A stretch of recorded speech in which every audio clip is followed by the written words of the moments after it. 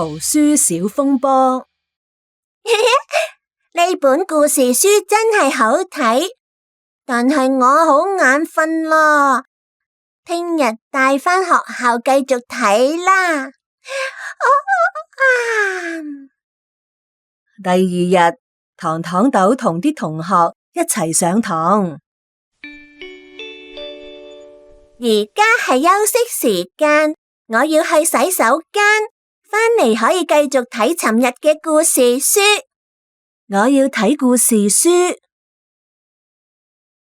糖糖豆由洗手間返嚟，佢發現小紅豆點解喺度睇我嘅故事書嘅？呢隻聖誕兔仔真係可愛呀！哼，小紅豆點解唔問過我，就喺我書包度拎走咗本故事書呀？糖糖豆同我係好朋友，就算我拎咗佢嘅故事書嚟睇，都冇問題呀。就算係好朋友，都唔可以不問自取。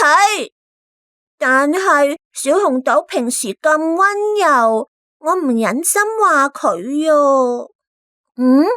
點解我感覺到有人好嬲咁望住我嘅？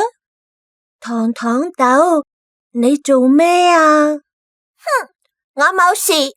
糖糖豆，我哋一齊玩飛行棋呀！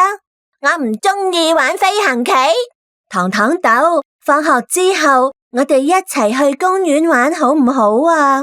我今日唔想去公園。我係唔係做錯咗啲乜嘢，令糖糖豆唔鍾意我呢？妹妹，你點解唔睬小紅豆啊？因為佢冇問過我，就喺我書包度拎走咗我嘅故事書。你係咪話嗰本聖誕兔仔故事書啊？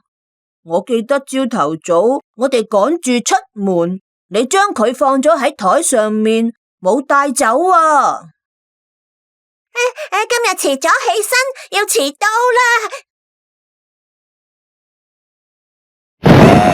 我記起啦，小紅豆，對唔住啊，我誤會咗你拎咗我本書。原來係咁樣，嗰本書係尋日媽媽買俾我㗎。